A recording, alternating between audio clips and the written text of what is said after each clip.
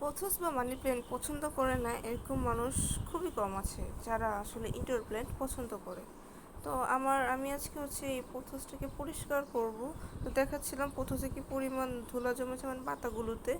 এই মরা পাতাটা আমি এখন ফেলে দেবো এবং যে পাতাগুলো আছে মানে সতেজ আছে সেগুলো এখন পরিষ্কার করব। তো এই যে পরিষ্কার পানি নিয়ে নিলাম, এখন পরিষ্কার পানি আর এই টিস্যু দিয়ে আমি আস্তে আস্তে পাতাগুলোকে পরিষ্কার করব। পাতা ধুলা জমলে আসলে ইনডোর প্ল্যান্টগুলো খুব একটা ভালো লাগে না। স্প্রে করে দিচ্ছি, এখন স্প্রে করে টিস্যু দিয়ে হালকা হাতে আমি ধুলাগুলো পরিষ্কার করে ফেলব। এভাবে করে আমি প্রতিটা পাতা আমি একটু একটু করে সুন্দর করে পরিষ্কার করে নেব।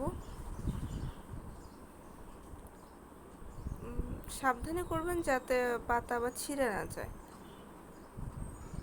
আমি এখানে সবগুলো পাতা একটু একটু করে পরিষ্কার করে নিচ্ছি।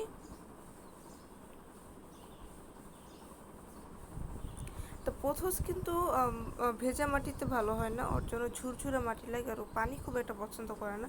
ওকে এক সপ্তাহ পানি না দিলেও চলে, কিন্তু ওভার ওয়াটারিং ও একদমই নিতে পারে না।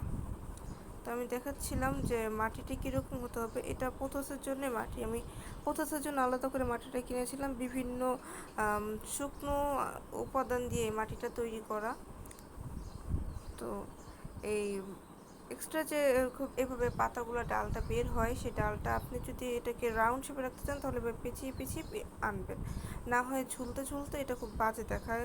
ঝোপালো করতে হলে আপনাকে যতবার ডাল বেরোবে ততবার পেঁচিয়ে পেঁচিয়ে সুন্দর করে ঝোপালো করতে হবে।